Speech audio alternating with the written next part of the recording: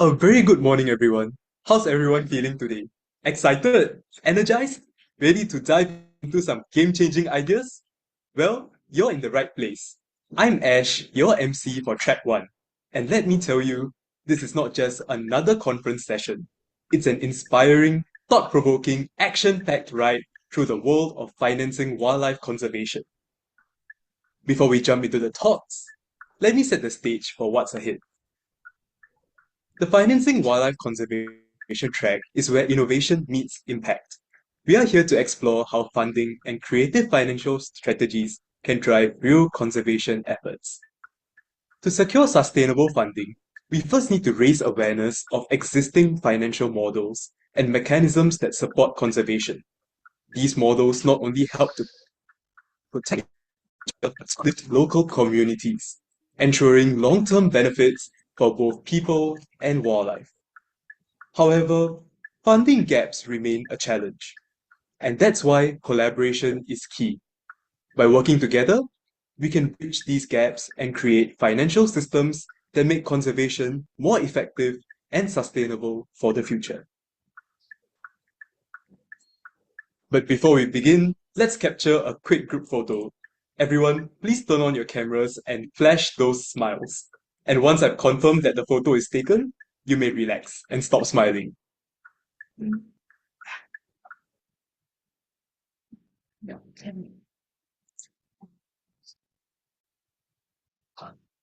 Alright, so on three, three, two, one, say cheese.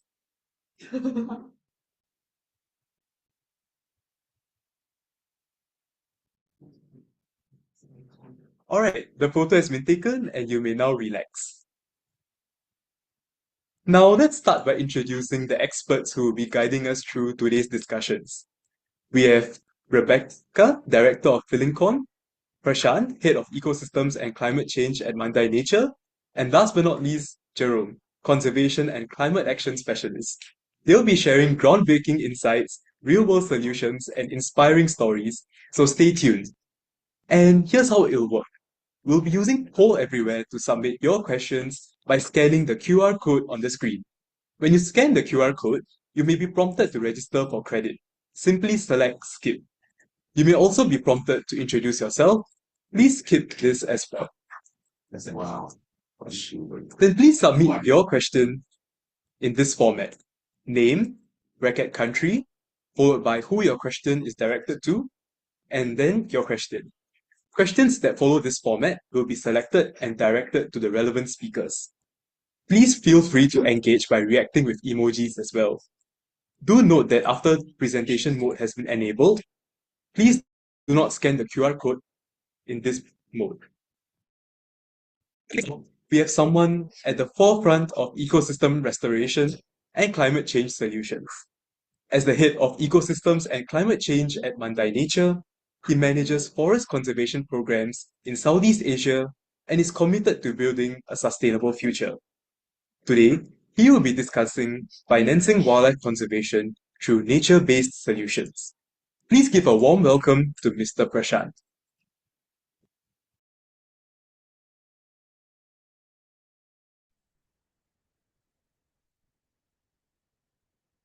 Thank you, Ash. Thank you so much.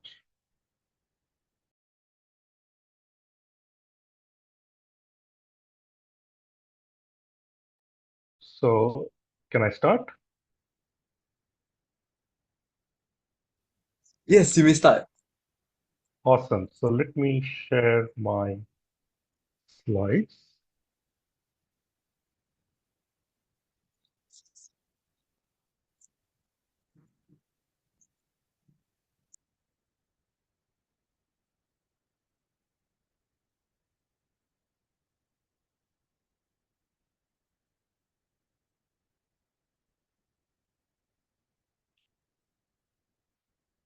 Okay, can you see my slides?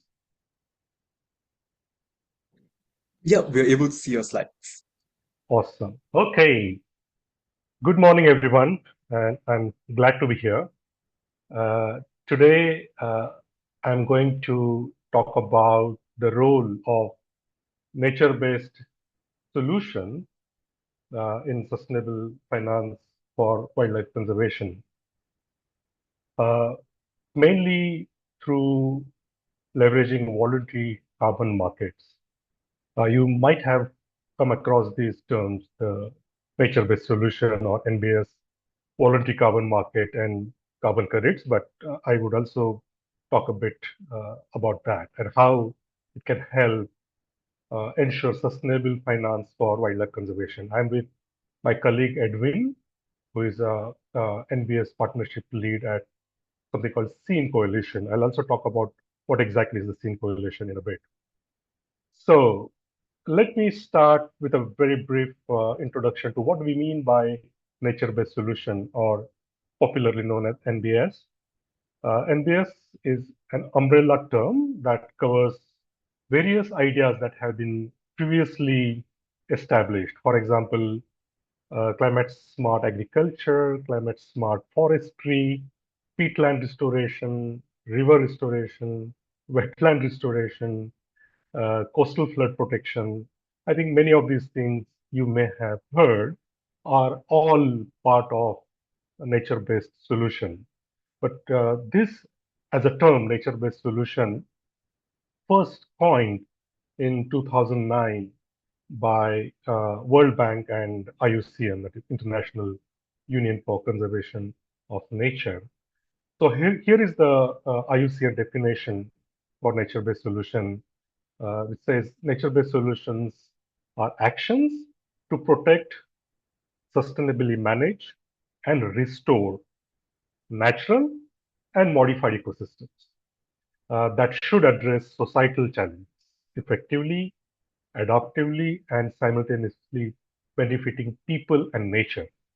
So some keywords here. These are basically actions on the ground in protection, in managing, and in restoring ecosystems, both natural and modified. And it should address the societal challenges. That is one of the main things, and benefiting local communities as well as nature. That's the broad umbrella term of nature-based solution. And when we talk of financing wildlife, which is very much integrated into this. Now, why worry about nature-based solution? Because again, from a purely anthropogenic point of view, there is enough scientific understanding about how natural ecosystems play an important role in physical and economic security. So here are some figures. Around 57 million US dollar in flooding damages averted by mangroves in China, India, Mexico, US, and Vietnam every year. You know, mangroves act as a wall. They play a very important role in flood regulation. So that's just one value. NBS also has a potential to mitigate one third of climate mitigation goals of the Paris Agreement, and that's it's most cost-effective way of mitigating climate through non-technological way. Around 170 US billion dollar worth of benefits could be attributed to ecosystem services from nature and nature-based solutions. These are the direct and indirect benefits that ecosystem provides to human beings free of cost. So this is just to highlight how and why nature is important and how nature-based solutions play an important role in our life. So how let's start looking at now its connection with the wildlife conservation and wildlife management. So when we talk of a nature-based solution, it plays a very significant role in particularly in greenhouse gas mitigation. It has a potential to mitigate around 10 to 12 gigaton of CO2 every year. And that's the huge potential. The nature-based solution can provide for one third of the affordable climate mitigation solution needed by 2050 to stabilize global warming to 2 degree centigrade or below, which is a Paris Agreement target. So the figure here provides a broad overview of how carbon potential from NBS is divided into three broad categories: protecting nature, managing nature, and restoring nature. And all these are directly linked with the wildlife conservation. So in order for the potential of these three pathways to be fully realized, substantial investments and actions are needed to occur, mainly to align incentives and balance the opportunity cost of land use. Because the, the, the current land use is something which is directly linked with the economic needs. So if you're talking about nature-based solution, how do we incentivize that and how do we balance the opportunity is quite important. And that's where a major investment is needed. So looking at Southeast Asia, which holds the highest density of carbon prospecting for nature-based solution investment. So this includes both terrestrial and blue carbon. This figure shows, particularly in the right-hand side, the inverted pyramid indicates the sequestration potential of 0.56 gigatons CO2 per year from about 90,000 million hectare forests in Southeast Asia, which is an investable forest in carbon. We have much greater forest cover, but of that, 90 million hectare forest is what is available for investing in carbon or nature-based solution for climate. And there are some estimates of return on investment, and the top 5 countries in the region with the highest return on investment from nature-based carbon are Indonesia with 15.4 billion USD per year, Malaysia 3.9 billion per year, Thailand 2.7 billion USD per year, Cambodia 2.2 billion per year, and Myanmar 2.1 billion USD per year. So that's just a estimated, the potential when it comes to return on investment. So this investment is facilitated through voluntary carbon market or VCM as it's popularly known. What is VCM? It's a decentralized marketplace already in place where companies and individuals can buy and sell carbon credits. And how are these carbon credits generated? So these are generated by reducing or removing the greenhouse gases from the atmosphere. And I told you about those three broad pathways. So through those three pathways, the carbon credits, the carbon is, the greenhouse gases are sequestered and credits are generated and they are traded at a marketplace. So there is a organization called Ecosystem Marketplace, and they did a survey. And this chart shows the global value of voluntary carbon market topped to 2 billion USD in 2021. The cumulative value was 10.8 billion in 2023. This is actual money that was generated through carbon trading by saving and protecting forests. However, you see there is a sharp decline in 2023, and we'll talk about the reason behind that decline in a bit. In terms of the voluntary carbon market size by volume, it peaked to 516 million tons of CO2 equivalent, and the cumulative value was 2.4 billion ton of CO2 equivalent. So what I'm trying to focus here is this is something which is already in place through market mechanism, which generate finance for supporting forest conservation. Okay, so let's talk about why the sudden decline. That's mainly because there was a lot of criticism on nature-based solution and its integrity. There was an article published by Guardian sometime back, which questioned the integrity and validity of the claims made by nature-based solution and carbon credits. Well, that was alarming, and we thought this is something which needs to be really looked into seriously. We cannot just uh, take it away, but we need to make sure how can we strengthen this, and that's the whole premise the SEAL coalition is working on.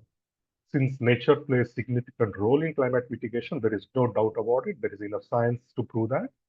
How do we make sure that it is, of a high quality?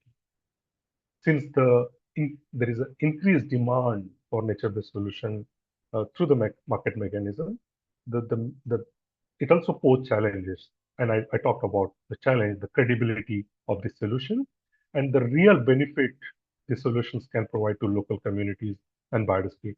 How do we ensure that? And that's how the SEAM coalition was formed. to address these challenges. So the SEEN Coalition is a Southeast Asia Climate and Nature-Based Solution Coalition. It's a coalition of 9 organizations, and you can see the name and logos of the organizations that have come together. It started in 2023. These organizations have a local presence in Southeast Asia and have been working in the region for conservation of forests and wildlife.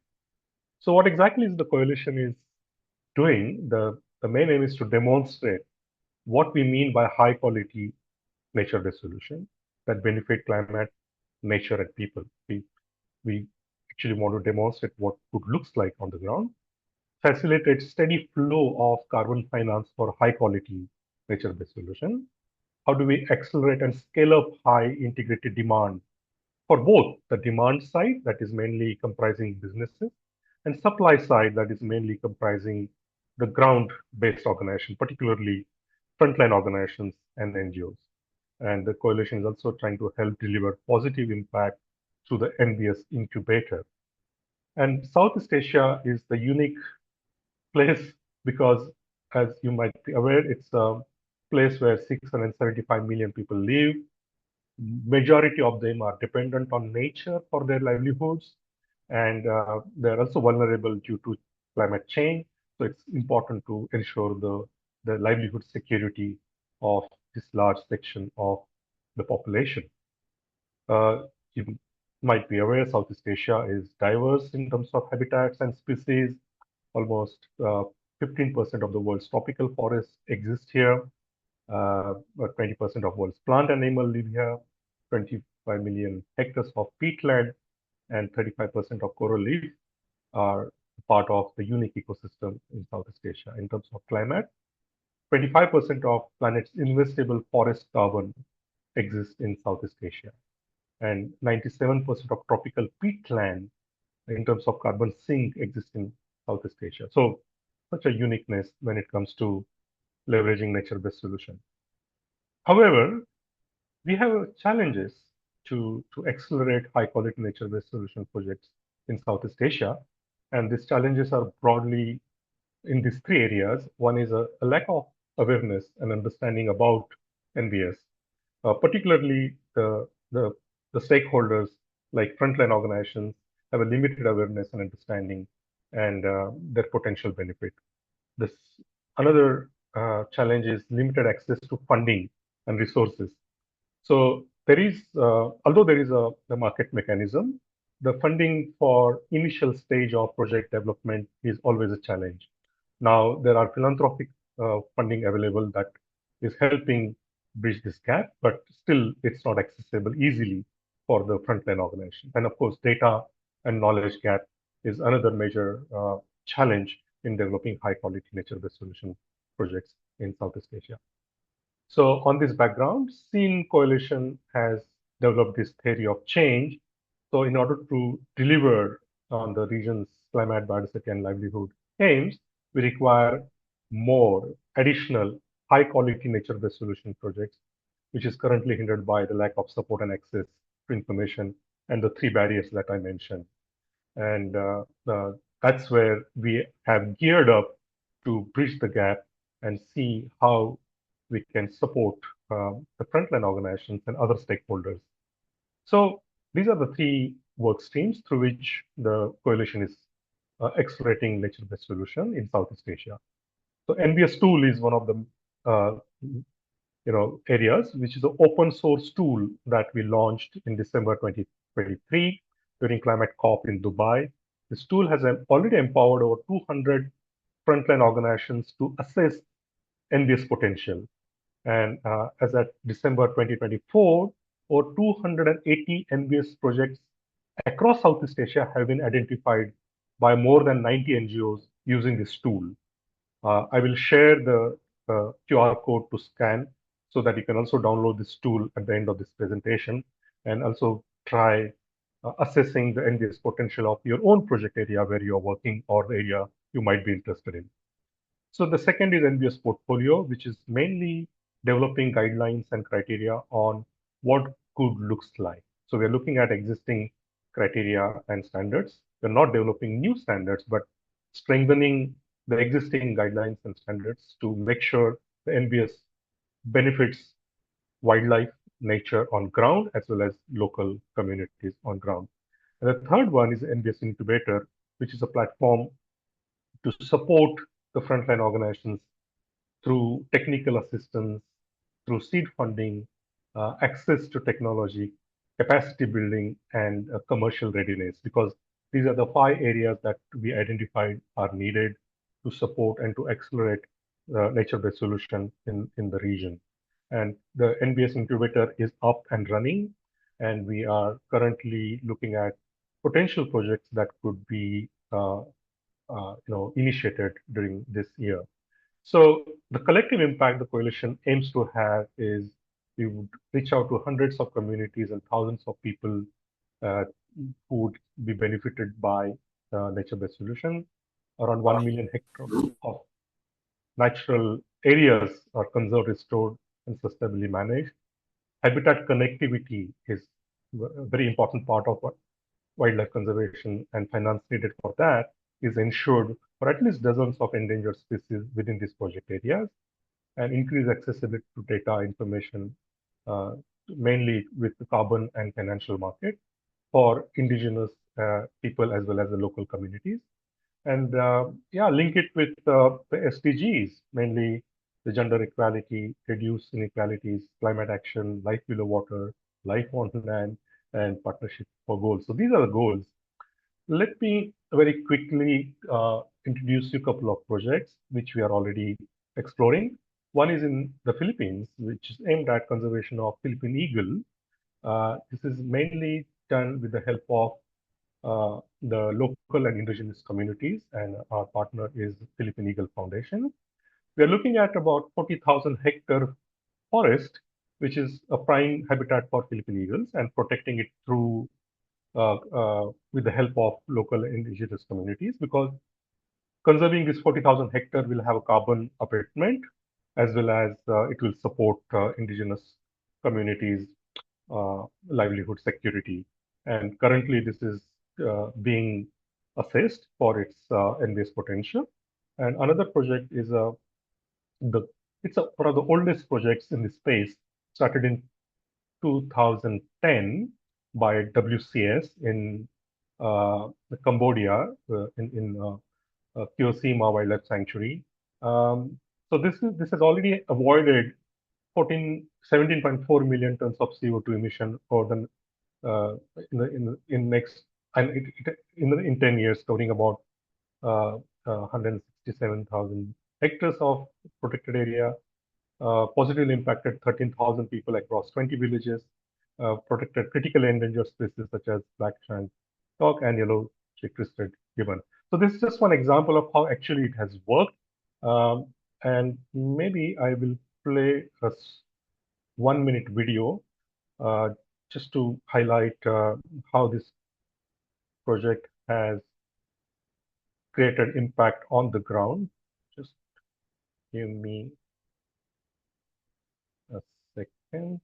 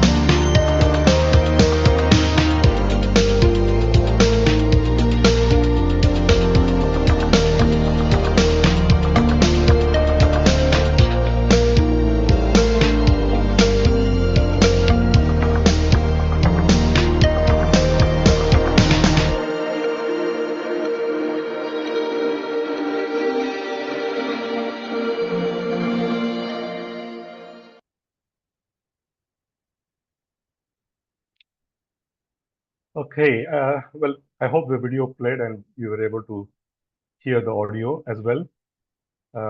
I think that's probably end of my presentation. I just want to share the QR code for the NBS tool, and this is something which will help you look at the NBS potential of area that you are working or you're interested in.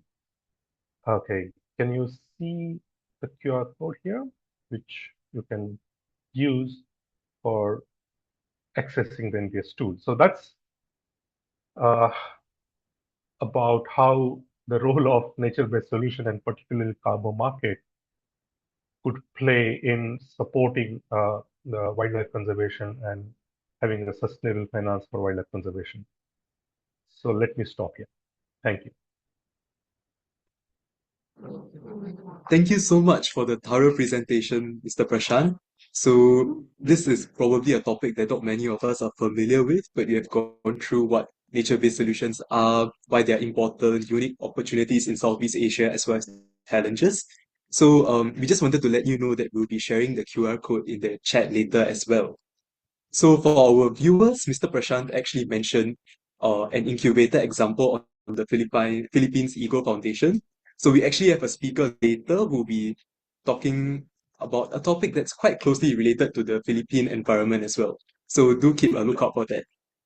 So now we'll be moving on to our next speaker. We have someone who has dedicated her career to driving conservation through community-based ecotourism and sustainable initiatives. She is an educator, climate presenter, and environmental activist overseeing UK-funded conservation efforts for the Northwest Panay Peninsula National Park, also known as NPPNP, Western Visayas Last Contiguous Lowland Forest. Today, she will be speaking on weaving conservation in the Northwest Panay Peninsula Natural Park, Central Philippines. So please give a warm welcome to Dr. Rebecca.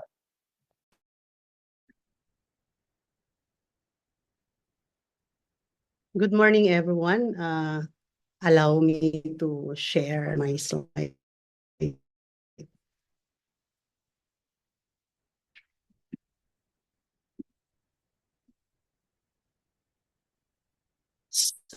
So,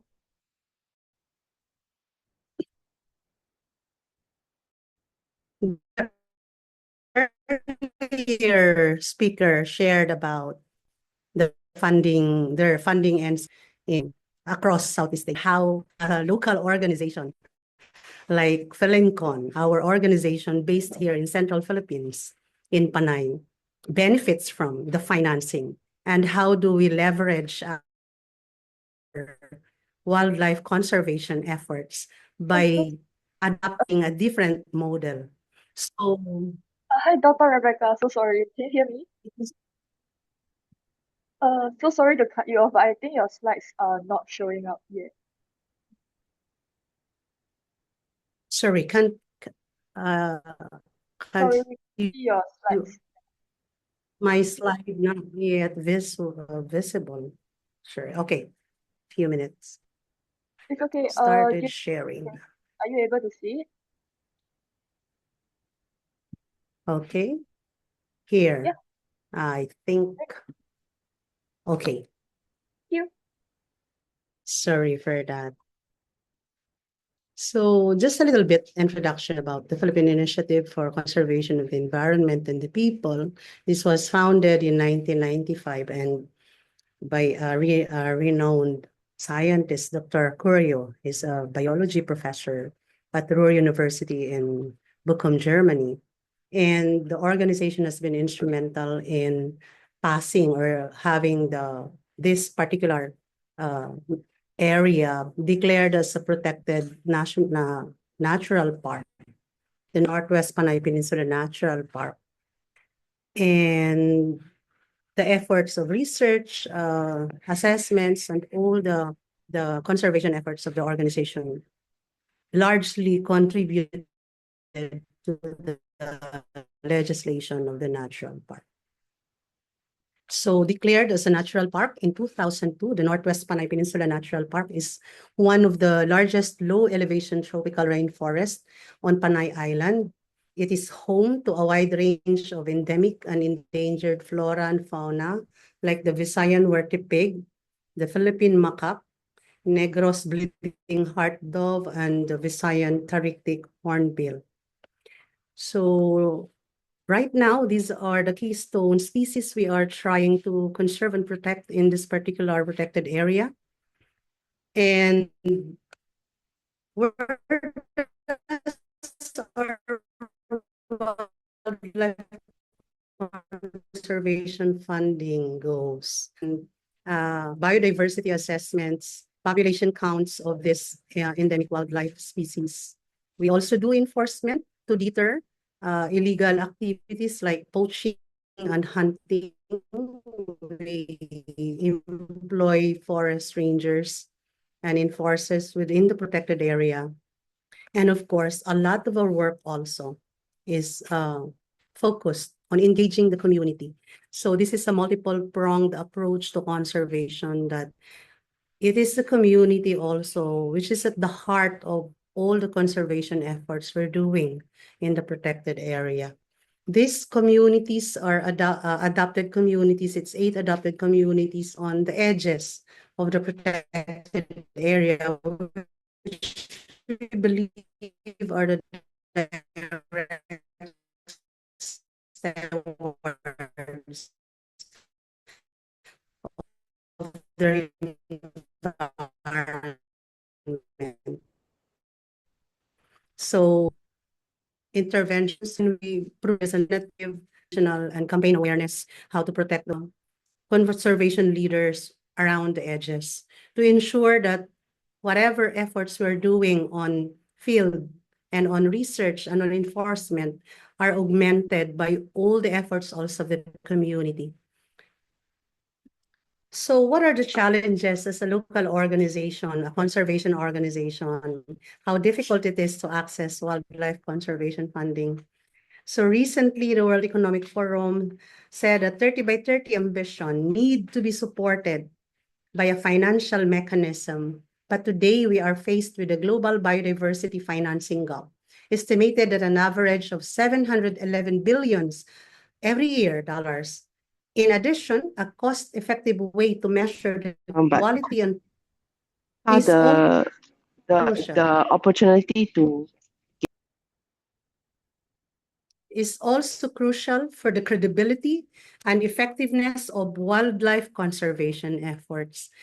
So we understand that an organization who thrives or who is solely dependent on funding, having this dilemma of spreading of the global spread of funding and financing mechanism on various conservation efforts, there is already a gap. And of course, it's not always reliable source. Like when a project like what we have now, we have a Darwin project under the UK government funding, it will end by March. It will not always be reliable for us to scale up solution and ensure that long-term success of conservation programs are in place in our area of conservation effort. So we need to find a model or a design that it should not be solely dependent on financing institutions. So projects can be time-bound, and as I said, it's gonna end. So we look now, what's next? How can we sustain the initial interventions we did on conservation? And of course, the sustainability of efforts is always a challenge. So translating these problems into local context, we realize that we need to evolve and look for creative financing mechanism that can work in couple, in partnership, or can augment the existing conservation funding or prospect financing. So here, we are able to come up with an innovative conservation financing model. This is a shift to co-community-based wildlife conservation. A lot of our efforts outside the hardcore conservation activities like research, enforcement, and field surveys, a lot of it are in partnership or are augmented by many activities that we have developed with the community. So when we talk about the community, we work across environmentally conscious private institutions, governments, and fellow NGOs to turn these commitments into action. We have turned into various partnership with business, sustainable business who are willing to vault in for the conservation efforts that we're doing with the protected area. We also turned partnership with academe, with youth organizations as well, and a lot of stakeholders within the community who are willing to be part of the co-community wildlife conservation projects. So an innovative conservation communal model shift the existing conservation funding dependent mode to raising the participation of community, particularly through private partnerships and collaboration. So we believe that these social financial instruments can help shift the existing conservation funding mode by engaging and empowering local partners, particularly the youth. So we have a lot of activities with educational and awareness campaigns, exhibits, and youth camps, and a lot of youth-led activities that we believe augments the conservation efforts we have with the organization. So we have our Fun Day. We bring water pigs across communities, schools, barangays, and different areas around the edges of the protected area and the nearby areas here. And we do the campaign awareness. Why is this wildlife very crucial to conservation of the area? We also do artivism, engaging the young people into sports, into arts as well, and a lot of activities. We also do conservation summer youth camps. Last year we have this, and we intend to have it again this year. And if you look at this, while our field works in the protected area for conservation efforts are sustained, we also magnify it by empowering community to understand, by providing alternatives for education, that they will understand that, as what Professor Tan said earlier, wildlife conservation and sustainability of the future is everybody's job. It is not just the job of conservationists or scientists or the rangers who are enforcing into the forest, but it is everyone's job. And the future of wildlife conservation and conservation in general is with the youth, with the young people. There is no crucial as the time to start now, to engage as many young people into all the efforts that we're doing. So we are trying to say that with funding, of course, that's a large scale and sustainable way of working with all the efforts we have in conservation. But with or without that, people will be sustained in this particular area of conservation we have in Panay. And that's a commitment. That's a bold commitment from the organization that we want as many actors and players in conservation. We don't want to limit it into our team or into our organization per se, but we want to spread that this is everyone's job. It is the job of the academe. It is the job of the community, the local government units, the youth leaders, the students. And this is how we want to weave further a model of co-community-based conservation, management, and protection. So if I have time, I want to share just a brief a video, if it's okay, or if it's not, it's okay. If I still have time out of the 15 minutes presentation. Sure, Dr. Rebecca, you can share the video. Okay. Thank you.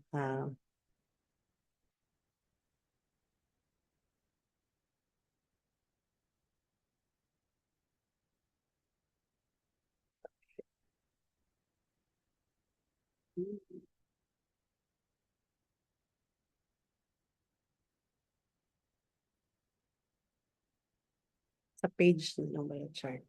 Diretso na tayo sa page. Ba't naman?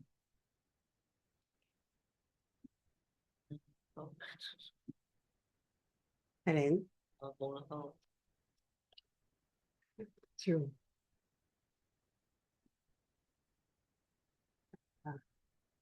Okay.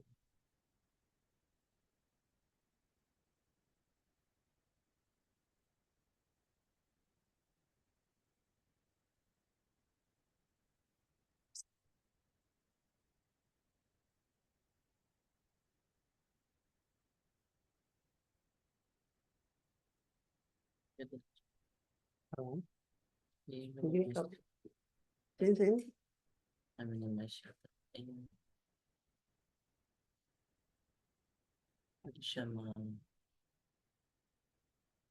Sin.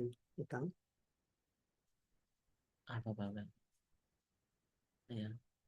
Okay.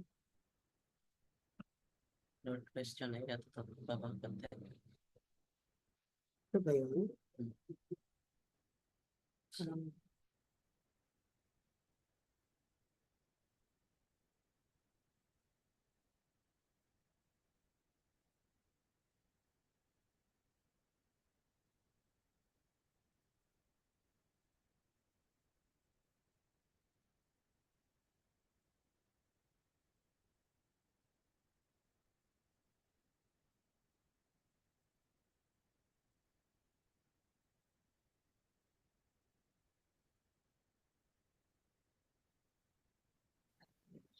Hi, Dr. Rebecca. Just to let you know, the audio from the video is not playing. The video is playing though.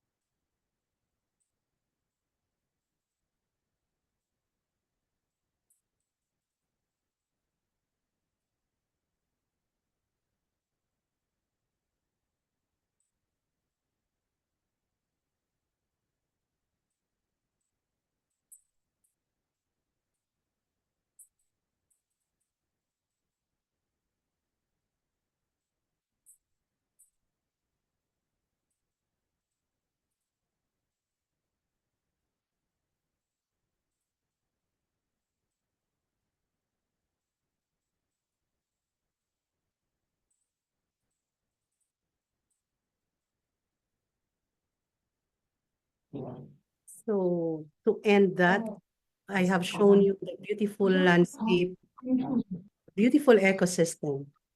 And like an ecosystem, we are part of that beautiful ecosystem, and we are part of the threatened ecosystem as well. And so we believe the efforts on conservation should be dealt like it's a total ecosystem. We are part of that ecosystem of conservation. And from the Northwest Panay in the Central Philippines, thank you very much for the invitation. And I hope we are able to share some inputs and inspiration to the young people who are here. Let's continue to conserve and protect what is left and work together forward towards conservation of our biodiversity and wildlife. Thank you very much. Hi, Dr. Rebecca. I'm so sorry my laptop crashed. So thank you so much for the sharing just now. You shared a very beautiful video about the Northwest Panay Peninsula Natural Park. You also shared about the multiple pronged approach that PhilinCon takes. And it was interesting to hear about the challenges and struggles that you guys face as a local conservation organization and how you guys solve the issues with innovative conservation financing models. And before I move on to the next speaker, I just want to say that maybe hopefully one day I can participate in the youth camp as well. Okay, so now we'll be moving on to our next speaker. Our final speaker today brings a unique perspective on wildlife financing, focusing on innovative funding models that are shaping the future of conservation. With over 30 years of experience in social development, conservation, and climate action, he has led groundbreaking initiatives in public education, sustainable development, and conservation management across Philippines and Asia. He also leads the first grant-making organization for civil society environmental initiatives in the Philippines. Today, he will be speaking about the case of the Foundation for the Philippine Environment. Let's hear from Dr. Jerome. Dr. Jerome, please. Yes, yeah. Good morning, everyone. I hope you can hear me clearly. Okay, let me just activate my slide. All right. May I get a confirmation that you can hear me and my slides are showing up in your screen? We're able to hear you, Dr. Jerome. Thank you. And the slides are okay?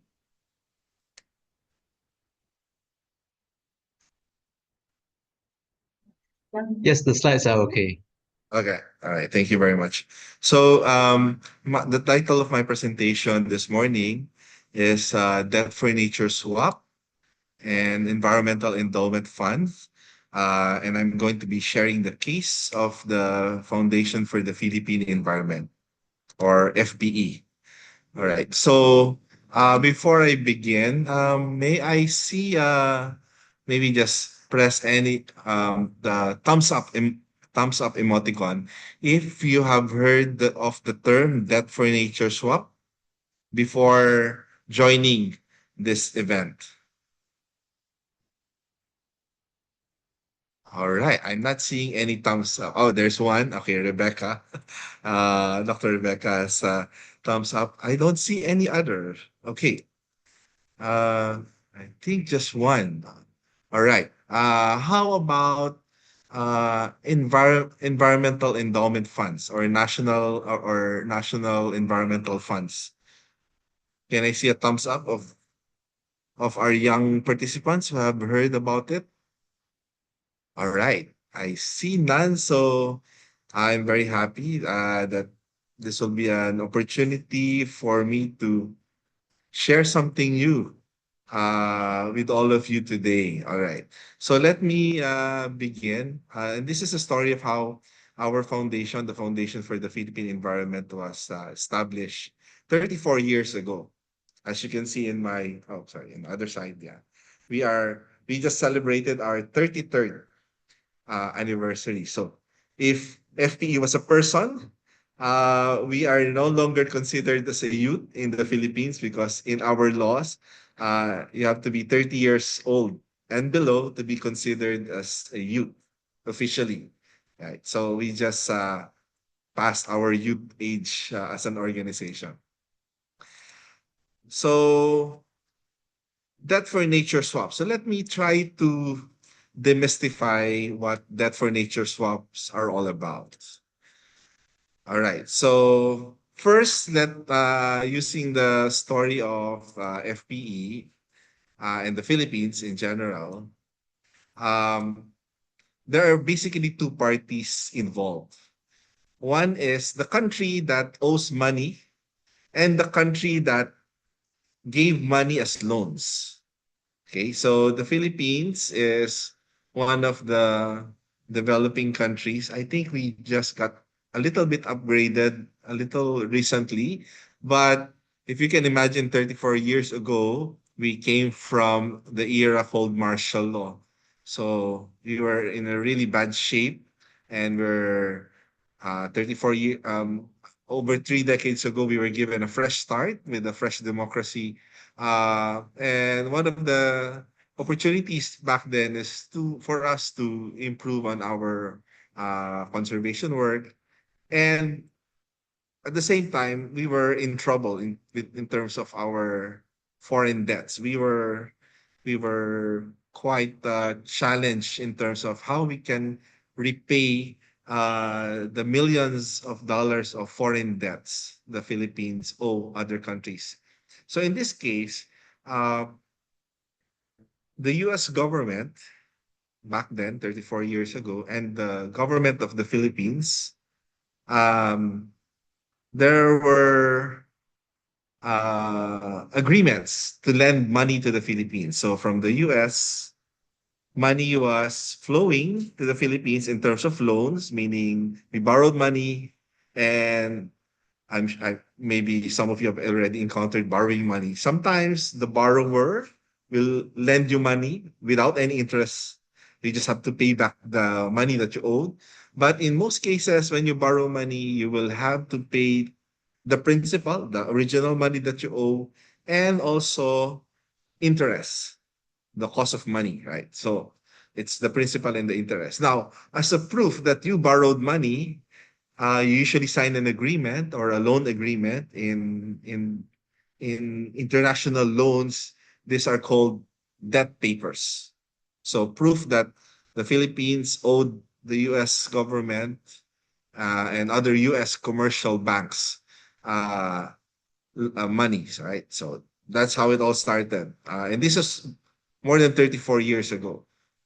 And most of these loans are like long-term loans. You repay them over 40 years, 30 years. Maybe some of them are even payable within 50 years, right? And usually we borrow in terms of dollars, US dollars. All right, so that's the context. I hope I did not lose many of you yet.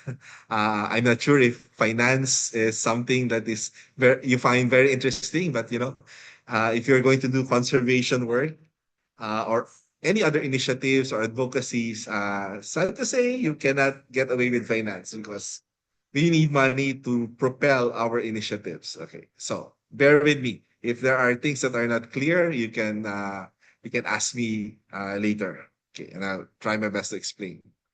All right. So, um,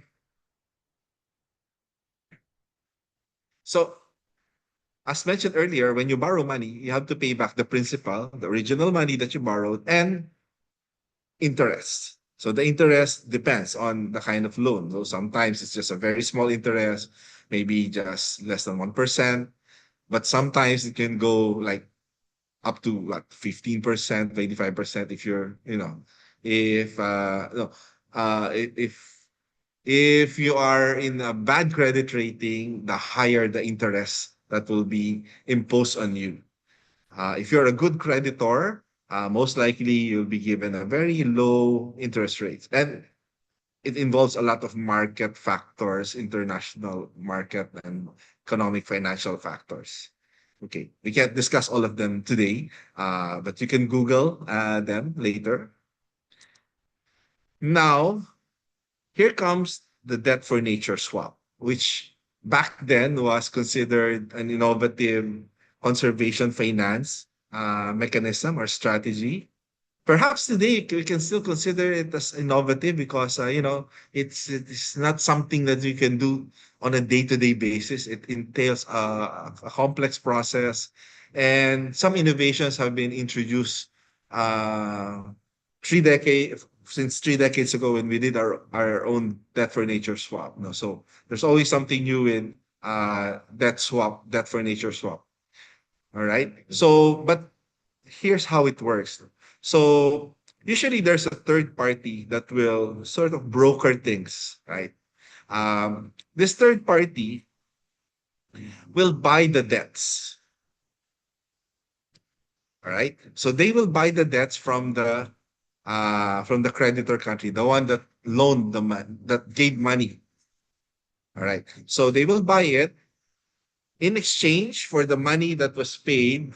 The debt papers, the evidence that there is a debt, will be given to the third party. All right. Now, why do they do this? One, if if the conditions are right, the debt papers can be bought at a discount, or in some technical terms, we call it a haircut.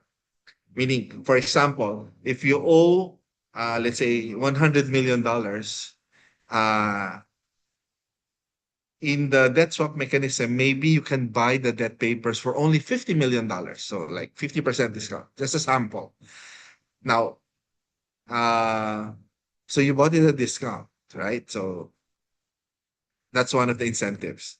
Next, um, but a lot of this discounting and haircuts depend on market forces and credit ratings of the debtor country.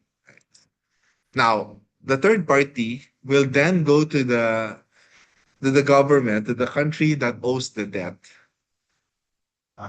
He will the third party will give the debt papers to in our case, to the Philippine government, but with the condition. Okay, so the third party will say, okay, I already bought your debts. Now I'm giving it to you. Now, when the third party gives the debt papers to the Philippine government, it's as if that is paid already because you already got your debt papers back. It's like you're paid. But wait, there's a condition.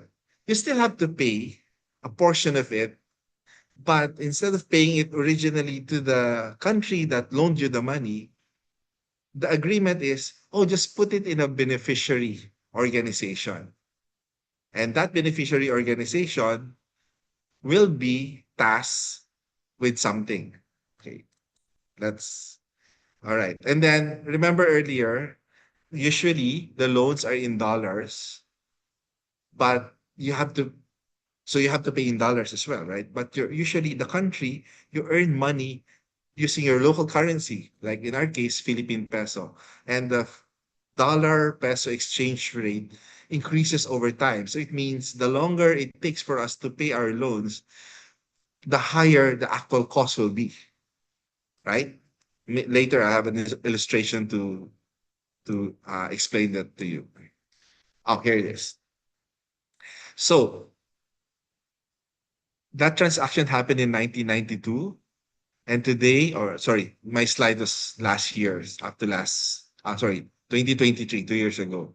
So if you can see the chart, originally the Philippine peso, for every US dollars, the Philippine peso, we need, for every dollar, the equivalent is 26 pesos. Yeah, around 26 pesos. So if we need to pay $1 of loan, we need to pay it with 26 pesos in 1992.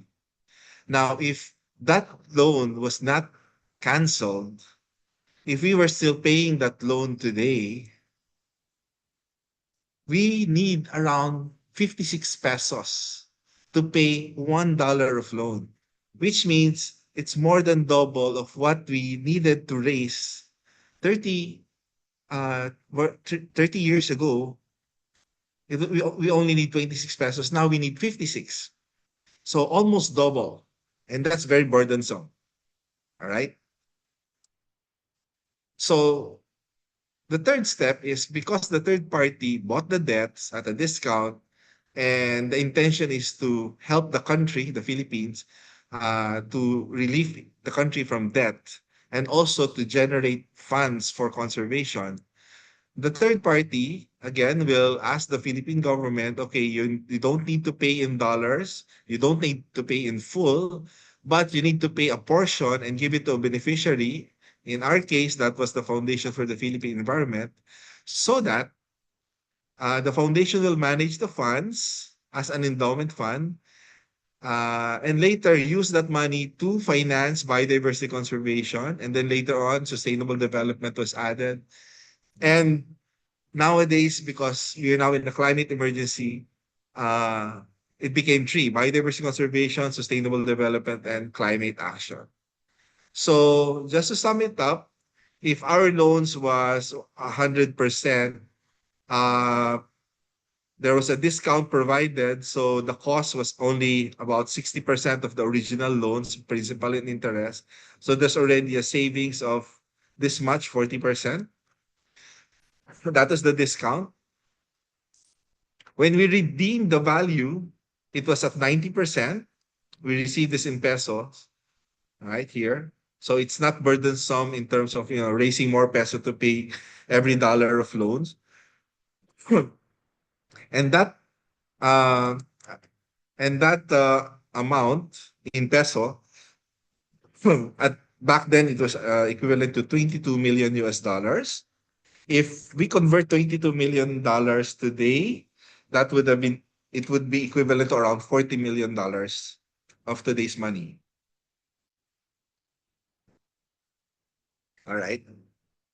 Just to give you an idea, it's more or less around 40 million US dollars today. But when we received it 33 years ago, it was about 22 million dollars worth. All in peso, of course. All right. So again, this was the advantage of doing a debt for nature swap. The Philippine government saved a lot of money in terms of foreign currency exchange rates. Now, what made this happen? The cooperation of four parties: the Philippine government, Philippine NGOs and people's organizations, the U.S. government, and U.S. NGOs. All four work together to bring about what we now know as the Debt for Nature swap that led to the creation of the Foundation for the Philippine Environment. And this, in general, these were the five main steps. No, there was an environment train. That's what they call it before. It's basically a campaign of the Philippine and U.S. NGOs to convince the Philippine and the U.S. government to go into a debt for nature swap. And then an agreement, a cooperative agreement, was signed between USAID and the Worldwide Fund for Nature US that facilitated the process. And then later on, when the money was already made available in the Philippines, because FPE was a new organization, we had an incubator organization called the Philippine Business for Social Progress, which prepared us before we actually directly manage the funds. Um, then an interim board was created that will oversee not just the endowment fund, but the entire foundation. And there were regional consultation in terms of what biodiversity conservation and sustainable development projects and programs will be prioritized with the use of the proceeds of the endowment funds. So in 1992, January 15, we were officially registered in the Philippine Securities and Exchange Commission. So that's why we are now 33 years old and a few months. 33 years old and 2 months, more or less, yeah. And then during our inception, so 33 years ago, we were not just the first uh, local grant making institution outside government, but we were also the biggest at that time. Now, who outrank us today? We also helped create another organization through another similar mechanism to Debt for Nature Swap, but it's called debt reduction or debt treatment because it only involved the interest portion, not the principal. Uh, we helped give birth to another organization called the Philippine Tropical Forest Conservation Foundation, and I think one of my colleagues and partners in that initiative, Mr. Oliver Agoncillo, who is now with the ASEAN Center for Biodiversity, we were two of several people that work on that agreement. I think he's in the room also, so you can also ask him later uh, about that story. So our daughter slash son organization, which is now our sister organization, became much bigger than us. All right. And we were born out of a similar mechanism for conservation finance. Hi, Dr. Now, Jerome. So sorry to yes. interrupt you, but we will need to wrap up the presentation now because we are running out of time. I'm so All sorry. right, all right. No problem. So maybe let me just show that the past 33 years, though we have grown the funds, but in real value of money, uh, to preserve the original value of the endowment fund born out of the debt for nature swap, we should actually be already at around 2.2 billion pesos. So inflation is really wreaking havoc in terms of the real value of our endowment fund. But in terms of nominal value, we have grown it from 550 million pesos to close to 800 million pesos. And we have three roles. We are a grant maker, a fund facilitator. So we try to raise more money for conservation work in the Philippines. And we also act as a catalyst for cooperation, catalyzing more actions, partnerships for biodiversity, sustainable development, and climate action. So I'll stop here because I think we also have another session tomorrow about our grant making work for the youth in particular. So you'll hear more about our grant making work tomorrow, in tomorrow's session in the afternoon. So I'll stop here. Anyway, the rest of the slides will be shared with you. And if you have questions, you can reach out to us through our social media pages. And we also have a website, fpe.ph. Thank you very much. And I hope you did not have some nosebleed experience with all the complicated finance explanation. But if you have questions, I'll be happy to answer them later. All right. Thank you. Thank you so much for the insightful presentation, Dr. Jerome. You had very beautifully explained the mechanics of loans in a very simple yet detailed manner that was easy to understand, especially for many of us who may find this topic quite foreign. I strongly believe that if you were my economics teacher, I would have gotten a pass. So you have also very beautifully explained the importance of financing in conservation. So for our viewers, if you guys want to hear more from Dr. Jerome, please do join us for the grant workshop tomorrow. So now that we have heard from all three speakers, it is time for our panel discussion. Joining us is Mr. Edwin Sia, Nature-Based Solutions Partnerships Lead at the Southeast Asia Climate and Nature-Based Solutions Coalition.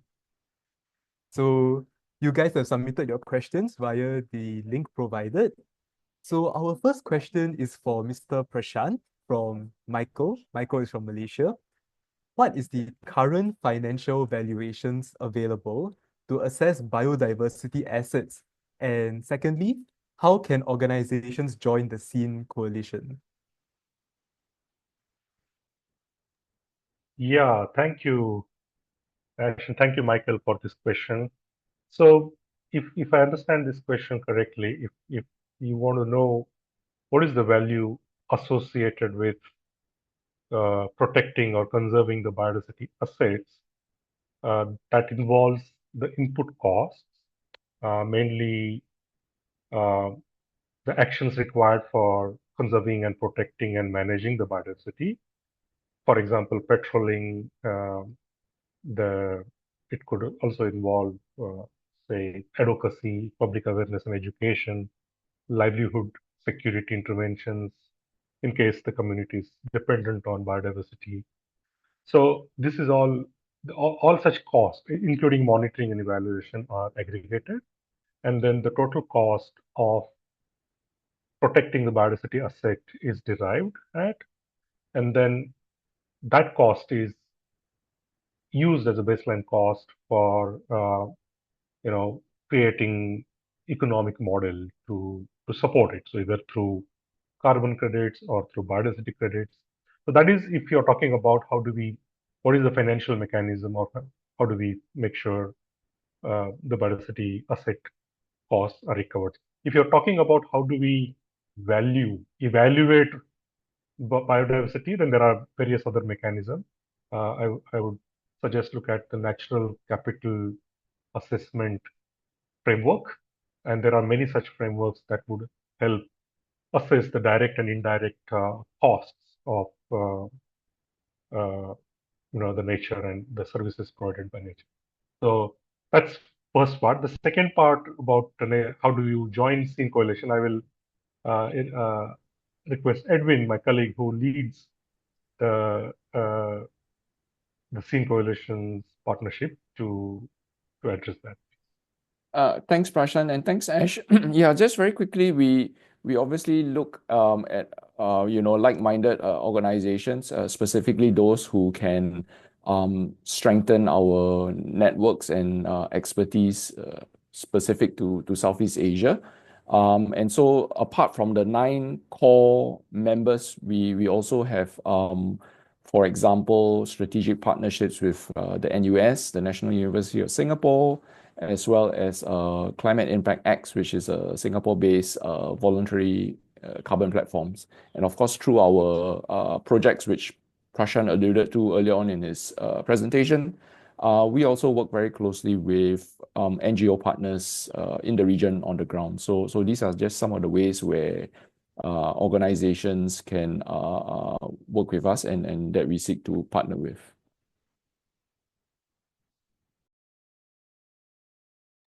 Thank you so much for your response, Mr. Prashant and Mr. Edwin. So now moving on to our next question. It is for Dr. Rebecca from Vera, who is from Singapore. So Dr. Rebecca, did you face any challenges engaging the community to care about the environment? And how do you encourage a large number of people to contribute to their efforts? Thank you for that question. Actually, everything starts small. When we started 3 years ago, it's so difficult to engage, especially the communities who feel that they are like a threat to what you're doing. These are the people who are engaged into illegal activities. These are the hunters, the poachers, who are not at fault by themselves because they are poor. They are the marginal people. And we started with them. We conducted dialogues, and then we started to leverage, like, how can we help them so that there's some alternative to what they're doing. We also started with their kids. We started with their community, and slowly we went out. So when other stakeholders like business partners, academic institutions, other civil society organizations sees what we're doing on the grounds itself, on the local communities itself, we are able to, how do we say this? The ripples of supports and assistance we get from other stakeholders. So 3 years ago, if we want to really reflect on the journey of empowering and engaging with the community, it is really an ecosystem, an effort on working like an ecosystem. So it's difficult, especially when there's funding restrictions, but we also prove that it's not always about funding. There are an array of resources, especially if it's community-based activities. Some community are sharing their resources. They would provide the snacks. Some other artists would just give their services freely to train young people. Like for activism, we don't need to pay our trainers and our resource persons. Some very good people would offer their venue, their resort, their hotels for accommodation, free accommodation, and even for camps and workshops. A lot of people really would bring in whatever they could share into our efforts of doing all of these activities, especially for the young people. So yes, funding can be a restriction, but it can also be an opportunity to at least, get as much as support from the outside. Thank you so much for your detailed response, Dr. Rebecca. So for our next question, it is directed to Dr. Jerome from Octavianti from Indonesia. So Dr. Jerome, do you think that the debt for nature swap scheme is possible to be executed between private debtor or lender in different countries?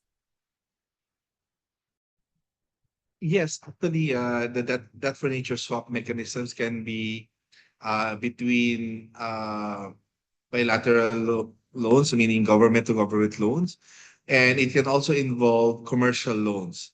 But again, it depends in terms of market forces, the credit standing of the debtor countries. So if we are considered highly indebted countries or sort of poorest of the poor among countries, we have a very viable opportunity for debt for nature swap, and even what now is very popular, debt for climate swap.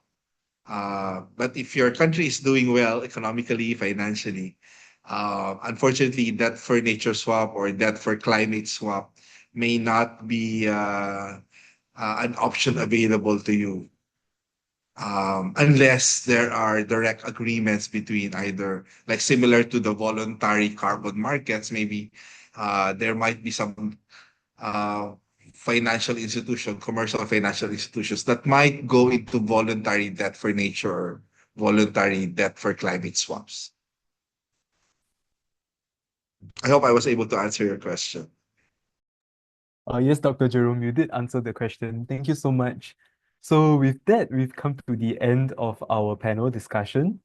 A huge thank you to our speakers for sharing their expertise and to all of you for your thoughtful questions. So today we explored bold ideas, innovative solutions, and fresh perspectives on financing conservation. Hopefully, these insights have sparked new ideas and inspiration for everyone. Okay, so I've just gotten an update. We can continue with the panel discussion because we've been given an extra 10 minutes. So it's not the end yet. So continue putting in your questions and we'll ask them to our panelists.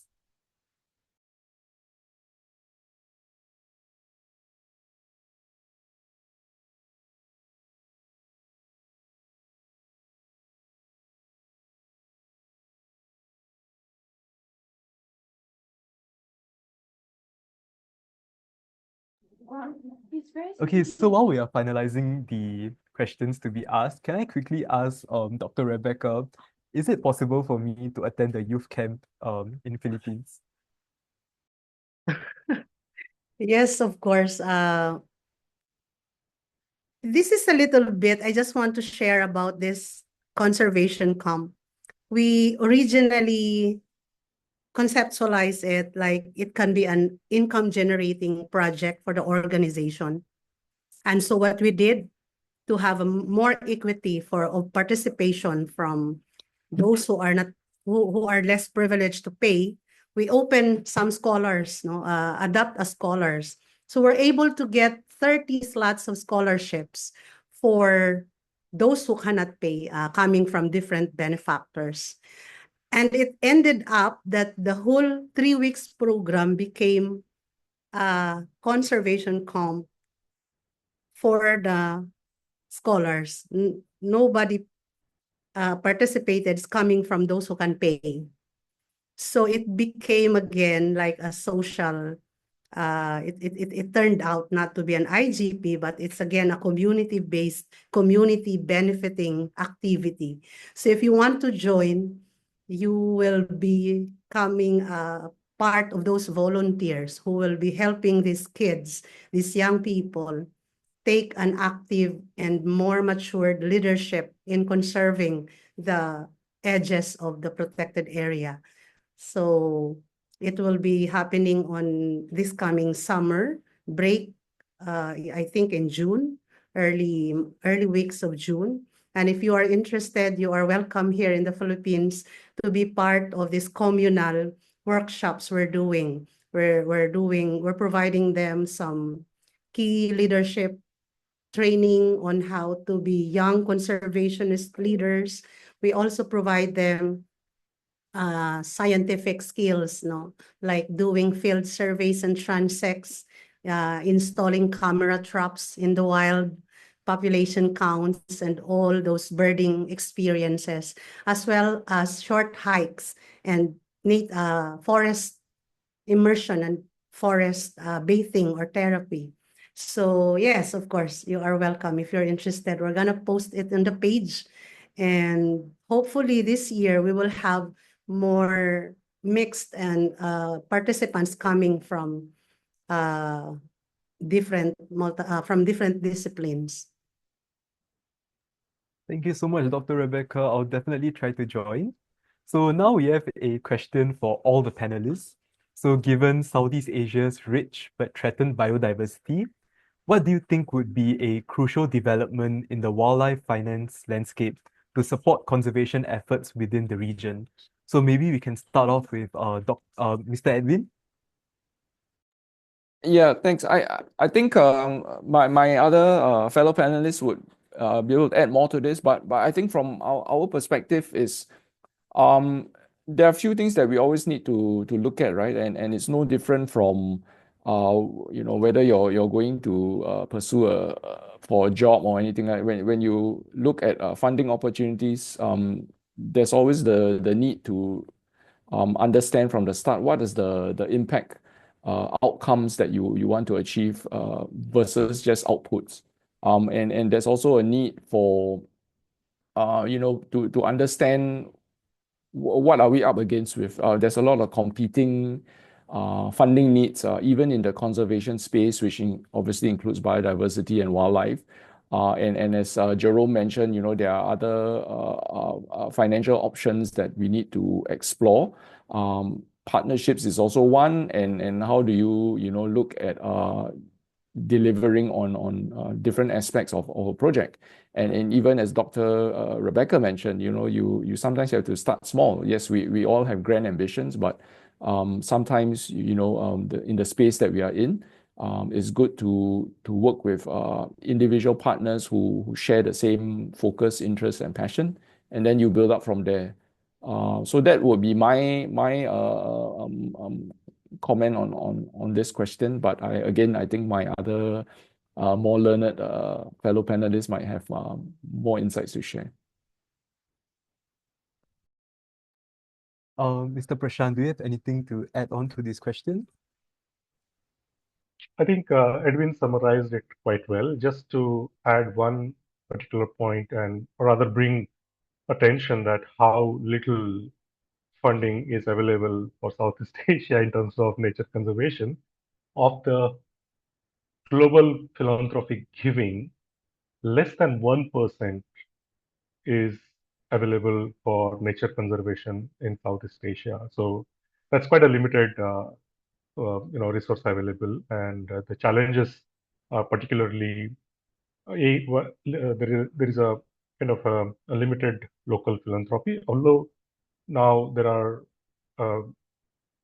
organizations, particularly the family offices, are showing interest, but still it is developing.